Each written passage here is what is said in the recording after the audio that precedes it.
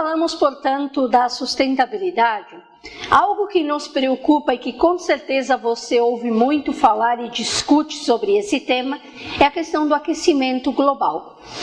Porque se o efeito estufa, na sua forma natural da Terra, no mecanismo próprio do planeta Terra, seria para manter a Terra aquecida a uma determinada temperatura favorável às grandes formas de vida na Terra, a maioria das formas de vida na Terra, quando esse efeito estufa é potencializado pela queima de combustíveis fósseis, pela combustão, nós temos o aumento dessa temperatura em muitos graus.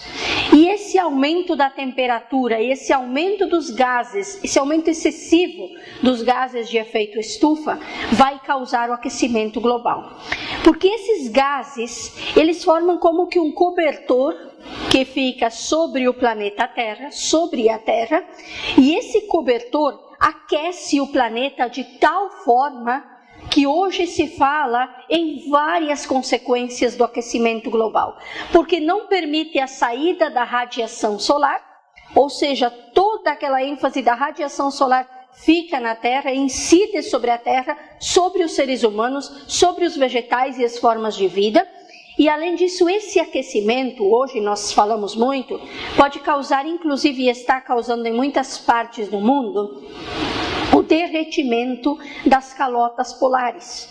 Ou seja, em determinadas partes do mundo, a natureza tem esta forma, esta estrutura de gelo, de calotas polares, e muitos animais dependem desse nível de gelo para viverem, para encontrarem alimento.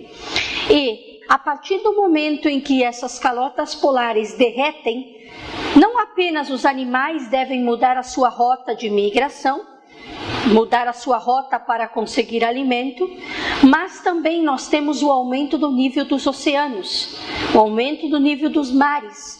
E com isso muitas cidades litorâneas poderão inclusive desaparecer e quem sabe uma nova estrutura geográfica precise ser desenhada. Por isso esse aquecimento global deve sim nos preocupar, seus riscos devem nos preocupar.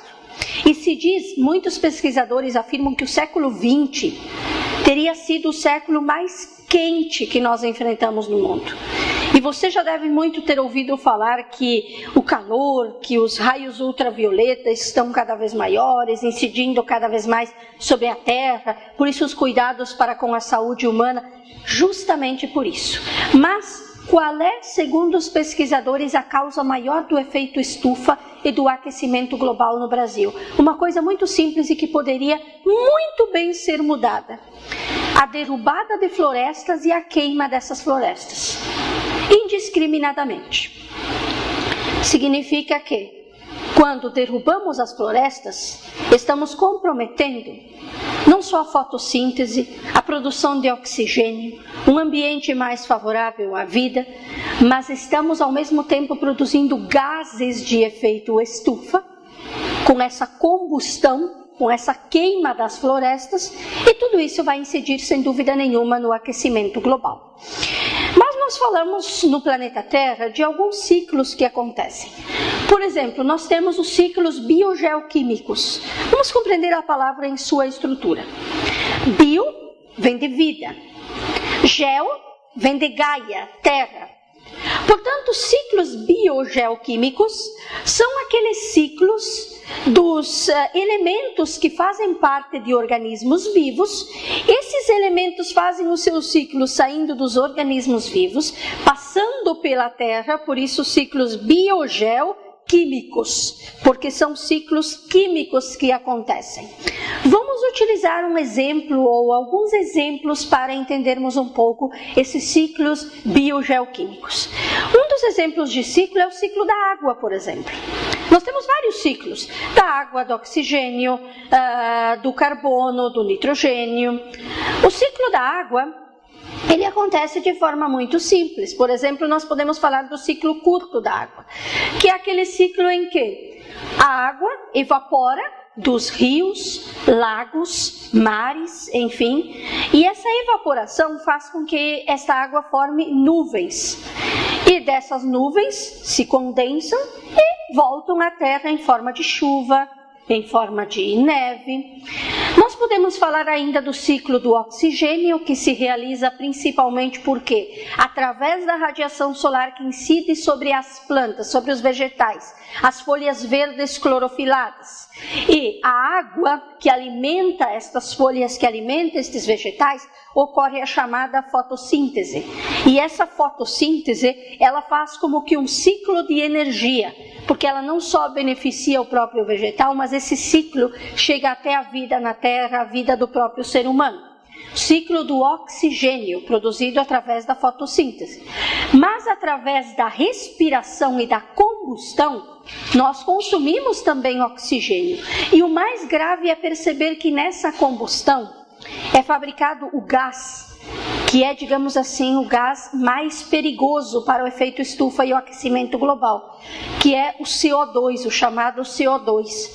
E esse gás, ele vai aumentar o efeito estufa, aumentar o calor.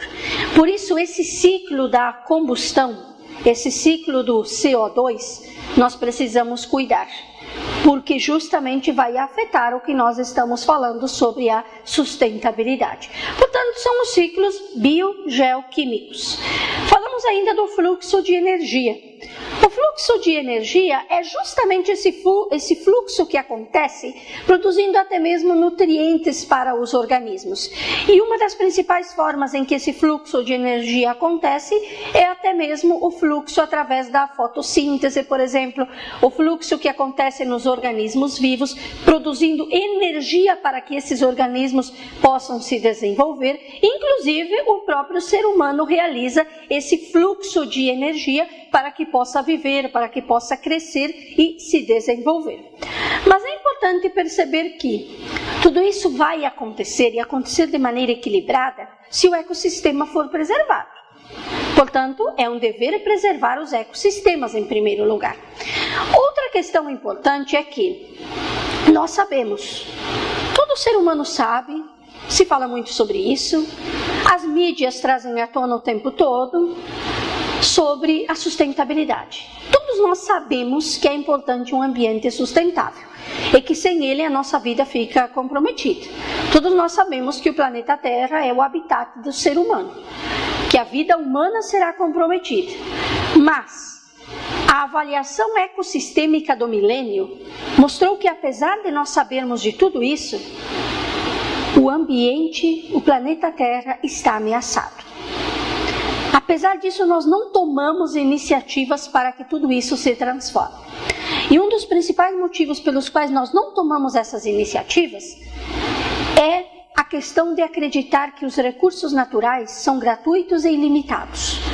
Ou seja, são gratuitos, não me custam nada. Inclusive, muitas vezes, na produção de uma empresa, no lucro de um país, a utilização desses recursos naturais não é nem contabilizada, porque eles são vistos como gratuitos, doados pela própria natureza. Também são vistos como ilimitados, e aqui nós temos o perigo. Será que os recursos naturais são mesmo ilimitados? Nós podemos usar indiscriminadamente e sempre teremos esses recursos? A avaliação ecossistêmica do milênio mostra que não. Por quê? É só nós percebermos que várias espécies de peixes estão ameaçadas, em extinção, deixarão de existir. Por quê? Porque os rios estão sendo poluídos, estão sendo usados indiscriminadamente. Enfim, das mais diversas formas nós estamos destruindo a vida dos peixes. Outra questão muito importante, porque a sustentabilidade também tem a ver não apenas com o meio ambiente, mas com a própria economia, com a justiça social, nós percebemos que muitas pessoas estão sofrendo muito demais em regiões secas. O desequilíbrio do clima, o desequilíbrio das estações do ano está muito grande. E quando falamos nas pessoas nas regiões secas, na escassez de água, na escassez de recursos naturais, percebemos a importância de garantir a sustentabilidade.